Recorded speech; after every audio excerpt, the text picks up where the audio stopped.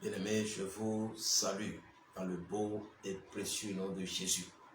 Je suis content de vous retrouver ce soir à notre programme de jeûne. 3 jours de jeûne et de prière pour renverser les autels de famille. 3 jours de jeûne et prière pour que la situation de quelqu'un soit débloquée. Le problème avec beaucoup de gens, c'est qu'ils ne savent pas pourquoi il faut renverser les autels. Lorsque vous parlez des autels de famille, ils ne se sentent pas concernés. Ils ne savent pas qu'ils sont impliqués. Parce qu'ils ne savent pas ce que c'est qu'un autel de famille. Ils ne savent pas ce que peut gâter, ce que peut détruire la présence d'un autel dans une famille. Ils n'en connaissent pas les connaissances. Ils n'en connaissent pas les conséquences. Ils ne savent pas tout ce qui est là. Et que Satan les empêche d'avoir juste à partir de ce système qu'on appelle l'autel de famille. Ils ne savent pas. Mais en ces 3 jours, Dieu va libérer quelqu'un de ces autels. Dieu va renverser les autels de famille de quelqu'un. Dieu va restaurer la vie de quelqu'un dans le nom puissant de Jésus-Christ de Nazareth. Les autels de famille seront renversés, seront consumés totalement dans le nom puissant de Jésus-Christ de Nazareth. 3 jours pour restaurer la vie de quelqu'un. Les gens ne savent pas ce qui se passe. Comment peut-on comprendre que tu sois un locataire dans ta propre maison? Cela n'a pas de sens. Et voilà ce que sont devenus les hommes sur cette terre. La Bible dit dans Genèse le chapitre 1er que lorsque Dieu a créé la terre, il en a donné la possession à l'homme. Il a dit à l'homme, gère la terre. Il en a donné le contrôle total à l'homme. Assujettissez la terre. Il a dit, soyez féconds, multipliez et assujettissez la terre. Il en a donné le contrôle total à l'homme. Mais voilà Satan qui se présente devant Jésus et qui dit, si tu t'abaisses, je te donnerai toute la gloire de cette terre. Si tu t'abaisses, je te donnerai toutes ces choses parce qu'elles m'appartiennent. En quel moment ces choses-là ont été transférées en sa possession? En quel moment est-ce que Satan est devenu le propriétaire de tous ses biens, le propriétaire de la terre? Et voilà le patron de la terre qui est devenu locataire sur sa propriété. Il est devenu locataire sur la terre parce que quelqu'un a repris le contrôle. Quelqu'un a repris le contrôle. Si tu es dans une maison et que tu dois payer le loyer, payer l'électricité, payer l'eau, payer les réparations diverses, et tu le fais pendant des années, et que le jour arrive, et tu apprends qu'en réalité, la maison dans laquelle tu étais locataire, en réalité, cette maison t'appartient, parce que ton père te l'a légué, mais tu n'avais pas connaissance de cela, et quelqu'un s'est levé, quelqu'un s'est approprié ce domicile, et cette personne t'a fait payer le loyer pendant des années. Qu'est-ce que tu vas faire? Quelle sera ta réaction? Les gens ne savent pas qu'ils sont propriétaires de cette terre.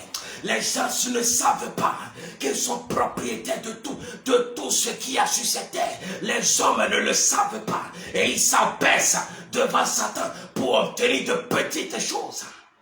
Quel est ce monde dans lequel nous sommes aujourd'hui, où tu t'abaisses devant Satan pour obtenir de petites choses, alors qu'en réalité, elles t'appartiennent.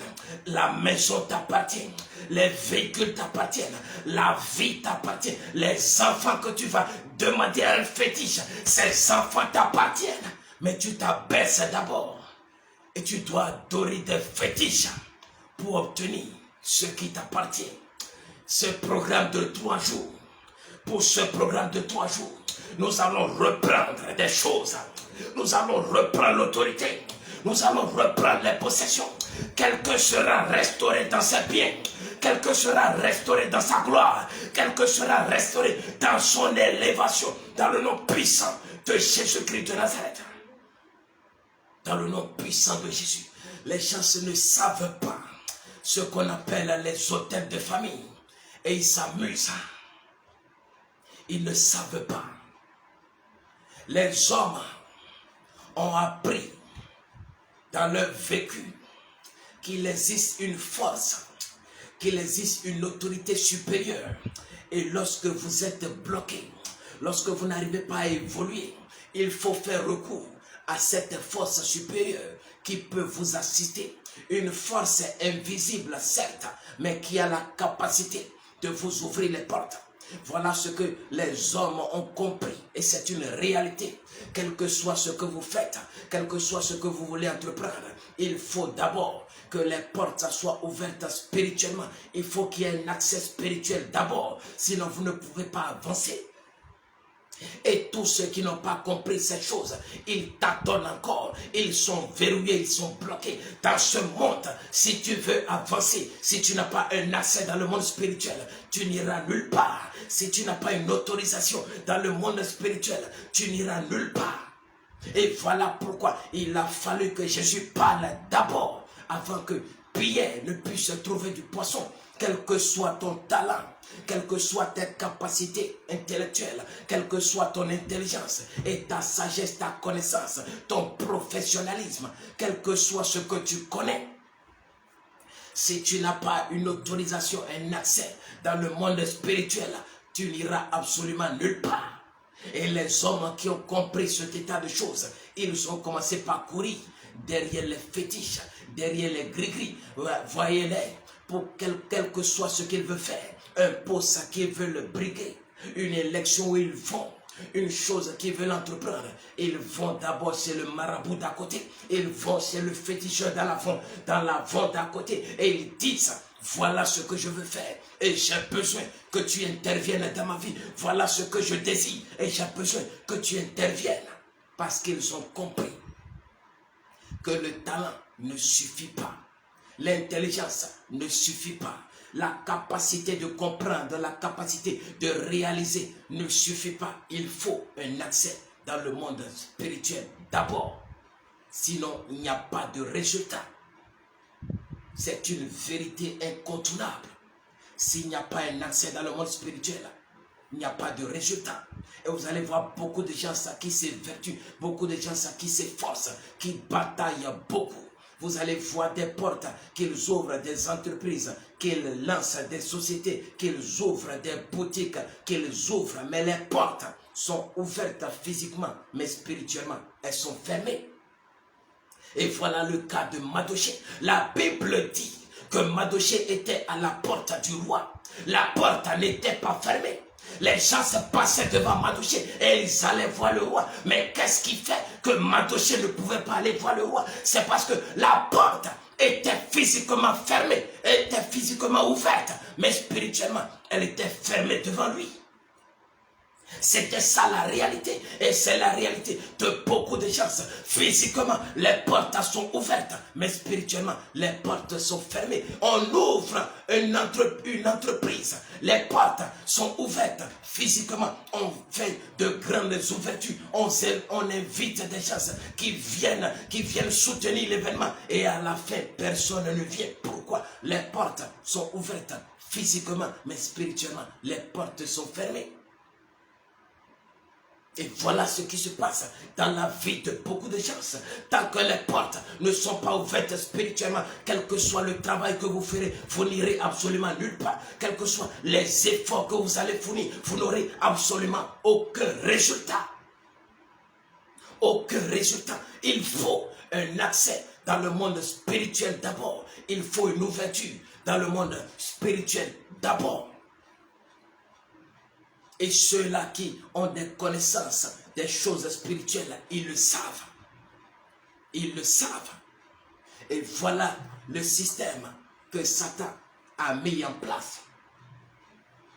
Un système puissant et un système dangereux. Je l'expliquais déjà dans l'une de mes vidéos précédentes. Satan n'a pas besoin d'argent. Satan n'a pas besoin de maison. Pour en faire quoi? Satan n'a pas besoin de voiture. Il n'en a rien à faire. Satan n'a pas besoin de pouvoir, d'être au pouvoir quelque part, président, ministre, il n'en a rien à faire. Mais qu'est-ce qu'il fait? Qu'il concentre toutes ces choses à son niveau. Qu'est-ce qui a fait qu'il pouvait faire cette proposition-là à Jésus? C'est parce qu'il avait ces choses-là en sa possession. Mais qu'est-ce qu'il a fait? Il s'en sert comme monnaie d'échange pour obtenir quoi? Pour obtenir la soumission des enfants de Dieu, pour obtenir que les enfants de Dieu, le peuple de Dieu, s'abaisse devant lui.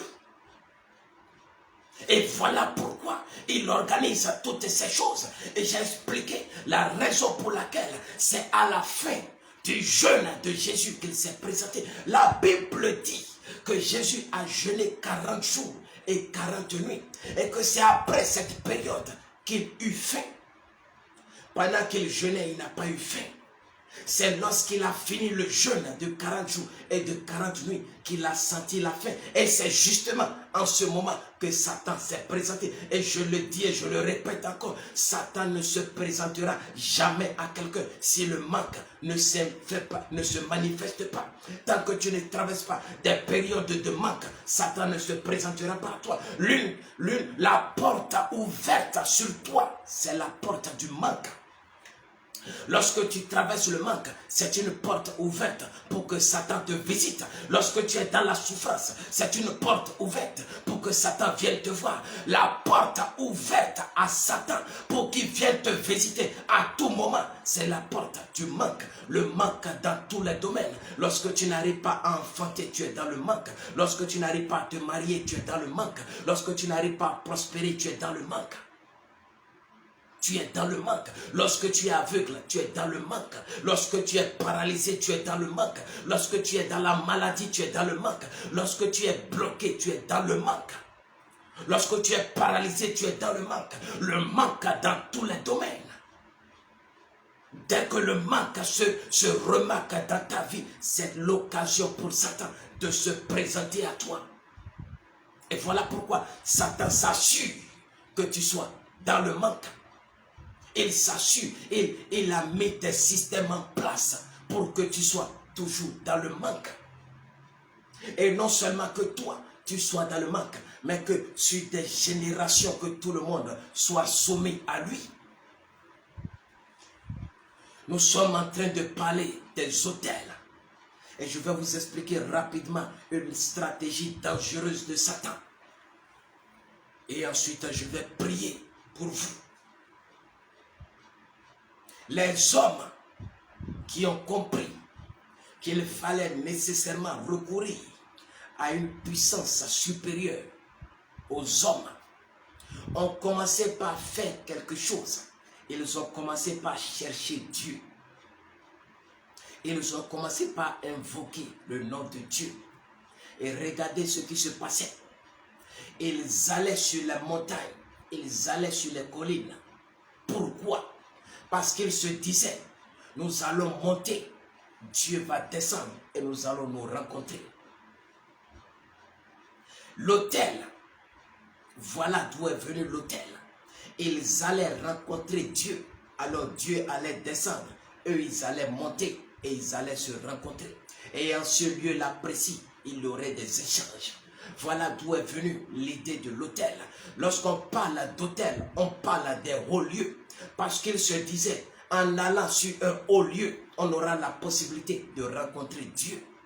En allant sur les hauts lieux, on sera plus proche de Dieu. Et voilà pourquoi les hauts lieux, dans les temps passés, les hauts lieux étaient sur des montagnes. Et c'est pour ça, il y a cette rhétorique où chaque fois les gens parlent d'aller sur la montagne. Je vais sur la montagne. Lorsqu'ils veulent prier, ils disent, je vais sur la montagne. C'est de là qu'est venu ces propos-là. Aller sur les hauts lieux. Parce que le haut lieu est le point de rencontre avec Dieu. Les hommes montent, Dieu descend et on se rencontre. Et c'est de ces hauts lieux-là qu'est venue l'expression autel. Parce que haut lieu en latin signifie altare. Et altare signifie autel. L'autel. C'est de là qu'est sorti ce nom, autel. dont nous parlons aujourd'hui, les autels. Donc, l'idée principale, l'idée première, c'était de monter et de rencontrer Dieu, pour que Dieu, avec cette rencontre-là, que Dieu puisse pourvoir maintenant aux besoins des hommes, qu'il donne la solution aux hommes dans leur blocage, parce que ce que l'homme ne peut pas faire, Dieu peut le faire. C'est de là qu'est venue l'idée des autels. Et les gens ont commencé par bâtir les autels, parce qu'ils se disaient, si je bâtis un hôtel ici, Dieu viendra me rencontrer ici. Si j'installe l'hôtel ici, notre lieu de rencontre avec Dieu sera ici. Mais ce qu'il faut comprendre de l'hôtel, c'est qu'en réalité, il donne l'accès à une autorité supérieure, mais qui est invisible. Un esprit. Dieu est avant tout esprit. Donc le fait d'aller sur l'autel, c'est d'aller à la rencontre d'un esprit. Une puissance qu'on ne voit pas, mais qui a la capacité d'intervenir. Et lorsque Dieu dit à Moïse, va en Égypte, fais sortir mon peuple et conduis-le en Canaan. La Bible dit que sur le chemin, Dieu donne ses instructions, il donne ses lois à Moïse, et Moïse vient communiquer les lois au peuple. Ce qui veut dire qu'en réalité, lorsque vous rentrez en contact avec un esprit, il vient avec ses lois, il vient avec ses règles. Lorsque vous acceptez de rentrer en relation avec un esprit, il a ses lois qu'il vient vous communiquer. Et vous avez le devoir de respecter ces règles. Si vous ne respectez pas ces règles, il y a des sanctions. Mais si vous respectez les règles, si vous respectez les lois, alors il y a des avantages. Et voilà pourquoi Dieu a donné ses lois au peuple. Parce que c'est comme ça que les esprits fonctionnent. C'est comme ça que les esprits fonctionnent. Et qu'est-ce qu'il a dit à Moïse? J'ai choisi ce peuple et je serai votre Dieu et vous serez mon peuple. C'est-à-dire qu'on devient sa propriété. Et voilà un aspect de la chose que beaucoup n'ont pas compris. Que vous soyez avec Dieu ou que vous ne soyez pas avec Dieu, vous êtes un esclave. Nous sommes tous des esclaves. Que nous soyons avec Dieu ou que nous ne soyons pas avec Dieu, nous sommes tous des esclaves. Et voilà pourquoi Jésus disait, acceptez mon joug, car mon joug est léger. Acceptez mon joug, car mon joug est léger. Ce qui veut dire qu'en réalité, que vous soyez avec Dieu ou que vous ne soyez pas avec Dieu, il y a un joug qui pèse sur vous. Mais le joug de Satan est un joug qui pèse. Un joug qui est lourd à transporter. C'est un joug qui apporte la souffrance, qui apporte les peines, qui apporte les difficultés. Et à l'inverse, il y a le joug qui vient de Jésus. Et ce joug-là est léger. C'est un joug qui est doux. C'est un joug qui est très intéressant.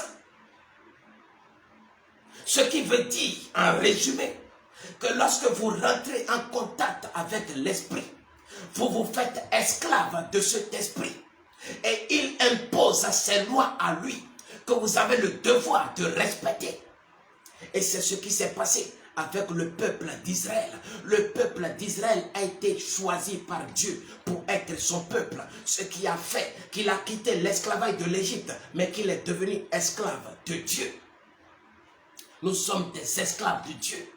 Et un esclave a le droit d'obéir à son maître.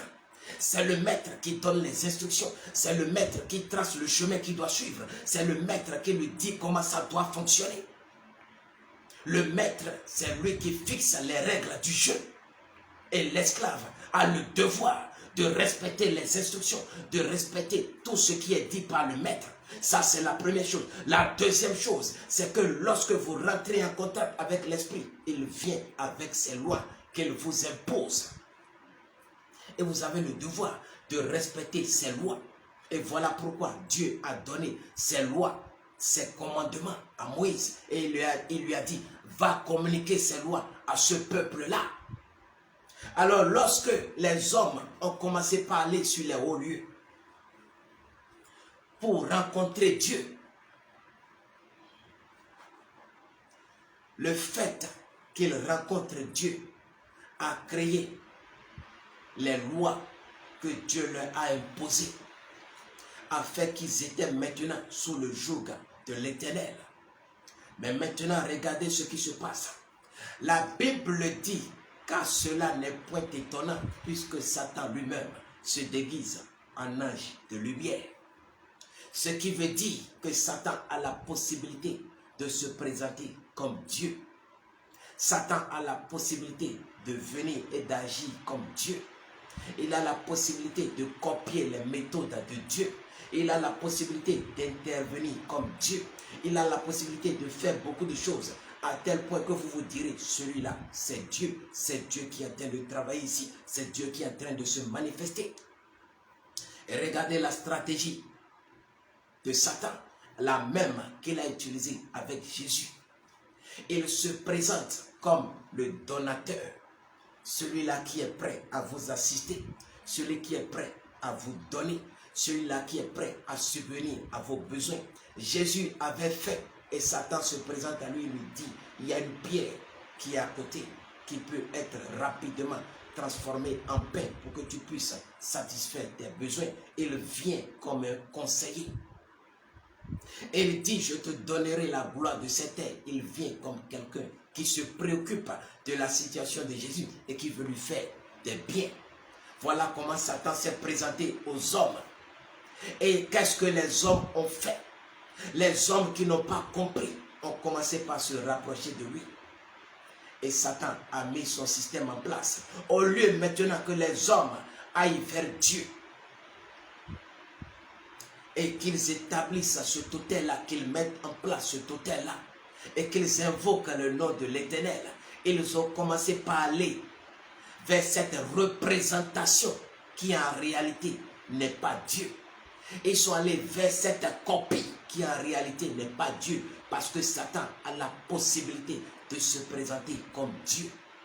Alors ils sont allés vers les fétiches, ils sont allés vers les bois, ils sont allés vers des représentations, ils sont allés vers des images taillées. Et ils ont commencé par s'abaisser devant ces choses. Et les choses étaient claires. Les choses étaient très bien claires. Parce que la Bible dit que Dieu ne peut pas habiter ce qui est fait de main d'homme. L'information qui est dans ce passage, c'est que si Dieu n'habite pas ce qui est fait de main d'homme, ça veut dire qu'il y a la possibilité d'habiter ce qui est fait de main d'homme. Ce qui est fait de main d'homme est un habitat, c'est une maison. Si Dieu n'y habite pas, alors quelque chose d'autre peut y habiter. Et cette autre chose qui peut y habiter, qui ne vient pas de Dieu, elle est de Satan. Alors toute représentation qui est faite, toute fabrication qui est faite, tout hôtel qui est fait de main d'homme, tout ce qui est fait, les bois qui sont taillés, les arbres qui sont taillés, les pierres qui sont taillées, et les gens vont s'abaisser devant, ou les gens s'abaissent devant des animaux qu'ils appellent leur Dieu. Toutes ces représentations-là, il y a des forces qui viennent y habiter, qui ne viennent pas de Dieu. Et ces forces qui viennent y habiter, qui ne viennent pas de Dieu, elles sont sataniques. Les démons viennent y habiter. Et avec cette capacité de donner, parce que Satan s'est présenté à Jésus comme quelqu'un qui donne, alors ces esprits qui habitent ces choses-là se présentent comme des donateurs. Et venez voir maintenant les hommes qui s'alignent pour dire, je vais voir mon Dieu, je vais voir mon Dieu. Et ce Dieu-là, c'est un bois qui a été taillé quelque part. C'est une eau qui est quelque part. C'est un serpent qui est quelque part. C'est une vache qui est quelque part. C'est un dessin, une représentation qui est quelque part. C'est une photo qui est quelque part. Et ils vont s'abaisser. Et l'esprit qui est derrière et qui a cette capacité-là de donner, alors il donne.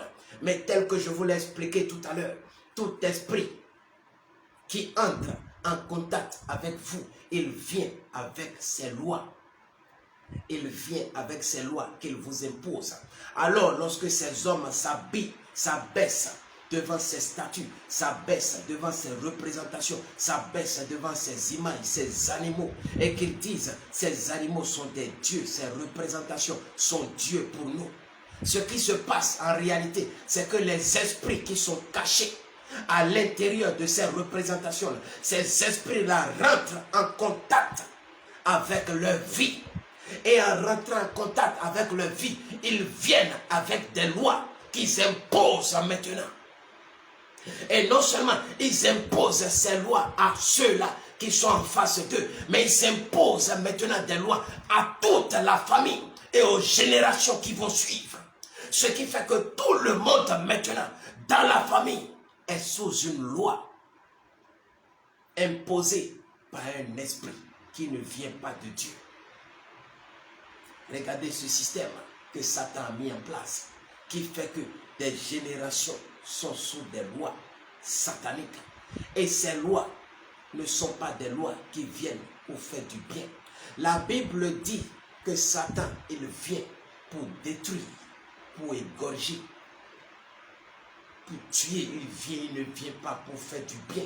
Il vient pour détruire.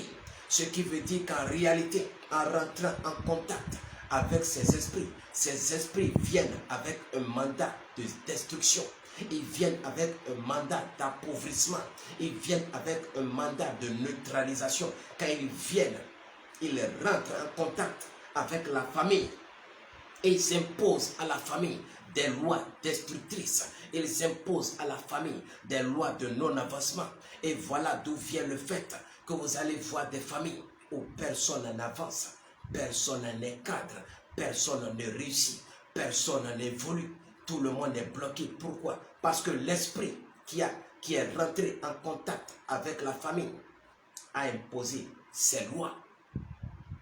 Il a imposé ses lois. Et il est là et il fonctionne. Mais le problème avec un esprit, c'est qu'il ne meurt pas. Ce qui fait qu'en réalité, lorsqu'il rentre en contact avec la famille, il est toujours présent.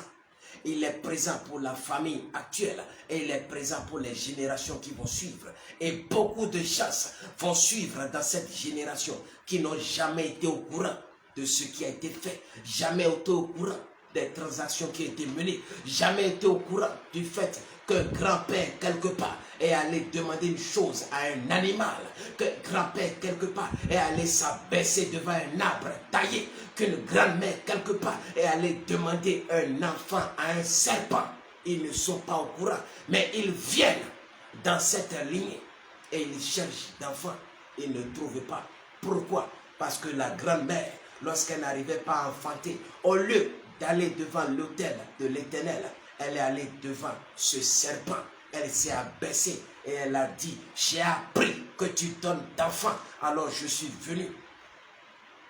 Et l'esprit de serpent qui est là et qui a cette capacité, parce que Satan lui-même se déguise en ange de lumière, et il a donc la capacité de donner cet esprit de serpent, alors il donne un enfant. Et la grand-mère a reçu alors cet enfant. Et lorsqu'elle a reçu cet enfant, non seulement elle a reçu cet enfant, mais elle a reçu les lois. Les lois qui vont désormais gouverner toute la famille. À partir de toi, toi tu as reçu cet enfant, mais à partir de toi, plus personne n'aura d'enfant dans cette famille. Plus personne n'aura de garçon dans cette famille. Toi, tu as obtenu de garçons, mais plus personne n'aura de garçons dans cette descendance. Toi, tu as obtenu ton enfant, mais à partir de toi, plus aucune fille ne pourra rester sur le toit de son mari. Voilà comment les esprits fixent des lois dans les familles. Toi, tu as obtenu de l'argent, oui. Et le serpent a donné de l'argent parce que l'homme est venu s'abaisser. Il a dit, je suis bloqué, mais j'ai appris que toi, tu donnes. Alors il s'abaisse devant le serpent, il s'abaisse devant la statue. Et l'esprit qui est derrière, en qualité de donneur, il donne la richesse, il donne les moyens, mais il fixe maintenant les règles. Parce que tout esprit avec lequel vous rentrez en contact, il fixe ses règles, il donne ses lois. Alors en donnant ses lois, voilà toute la génération, toutes les générations qui vont suivre, qui viendront et qui seront affectées par cette loi. Et tant que cette loi n'est pas brisée, tant que ce lien n'est pas brisé, tant que cette chose n'est pas arrêtée, tous ceux qui viennent doivent payer le prix. Et voilà pourquoi les familles sont limitées. Voilà pourquoi les gens sont limités. Voilà pourquoi les gens n'arrivent pas à avancer. Le père est passé par les mêmes problèmes. L'enfant passe par les mêmes problèmes. Et le bébé qui vient de naître, il est déjà né avec les mêmes problèmes. Voilà pourquoi vous allez entendre que dans la famille, le grand-père est mort par une attaque cardiaque. Le père est mort par une attaque cardiaque. Le petit qui est là, il grandit déjà, il a déjà des attaques. Et on lui annonce déjà, tes parents sont morts de la même manière. Alors prépare-toi, si tu as quelque chose à faire, fais-le vite, parce que tu partiras de la même manière. Les lois que les esprits fixent dans les familles. Ton père avait un emploi, mais lorsqu'il a eu 40 ans, il a été renvoyé de son service. Le grand-père avait eu la même situation. Toi-même, tu viens, tu grandis et à l'âge de 40 ans, tu as un emploi florissant. Tu as un emploi bien payé et subitement, sans crier gare, une situation bizarre se produit et tu es renvoyé de ton service. Les liens, parce que les lois ont été fixées dans la famille. Vous allez entendre que la grand-mère était fort belle. Elle a été épousée par un homme très intéressant, un homme très gentil. Mais on n'arrive pas à expliquer ce qui s'est passé subitement. L'homme est sorti et allé chercher une seconde femme. La mère en question a donné naissance à des filles. Et vous apprenez que ces filles-là, toutes ces filles-là, ont été secondées dans leur foyer. Et voilà, toi, jeune fille, au moment où tu t'apprêtes à te marier, tu ne sais pas qu'il y a cette loi-là qui joue dans la famille et qui fera que bientôt, si cette loi n'est pas brisée, tu seras dans ton foyer avec un mari aimant. Tu vas te dire, celui-là ne peut jamais me faire ce genre de choses, mais tu seras surprise. Un beau jour, il va revenir avec la seconde femme. Ça ne vient pas de lui, ça vient de ce qui a été fait avant que toi tu ne viennes. L'autel. L'autel. Mais maintenant, il existe une règle par rapport à l'autel. L'autel doit être approvisionné. L'autel doit être nourri. Voilà pourquoi on fait des sacrifices sur l'autel.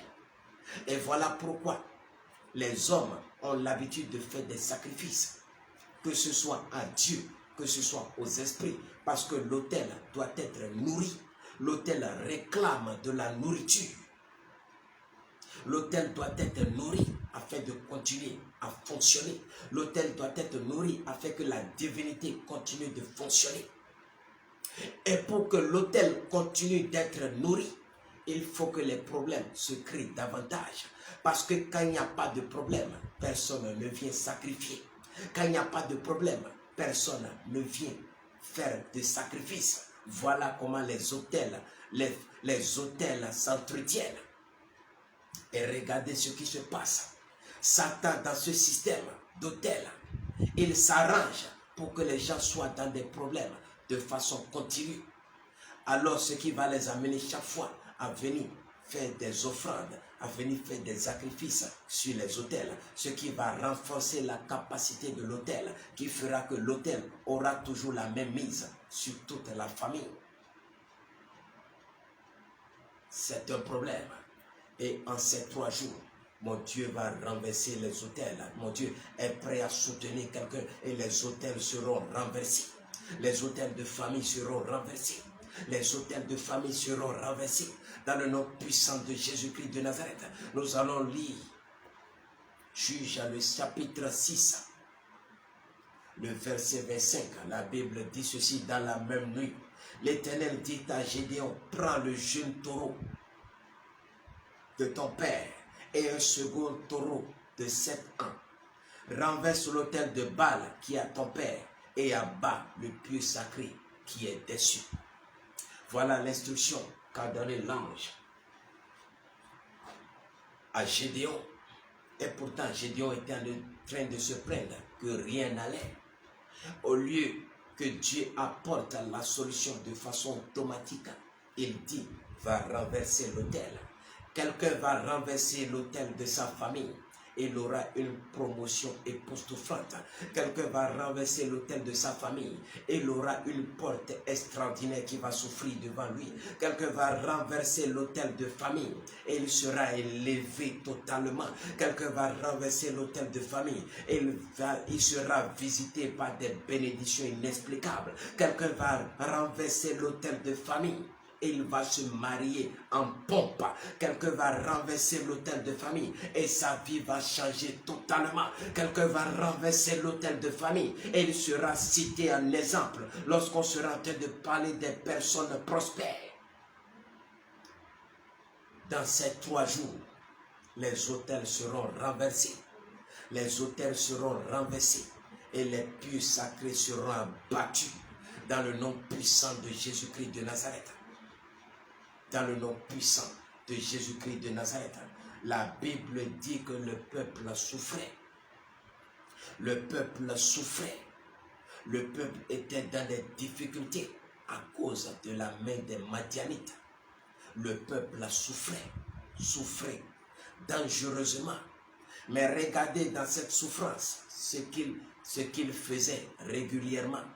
À cause de la souffrance, à cause du fait qu'ils n'arrivaient pas à se nourrir, à cause du fait qu'ils n'arrivaient pas à trouver solution à leurs problèmes, parce que chaque fois qu'ils semaient, les Madianites, accompagnés des Amalécites, accompagnés des Bédouins de l'Orient, descendaient sur leur terre et détruisaient toute leur production. À cause de ce fait, regardez ce qu'ils faisaient.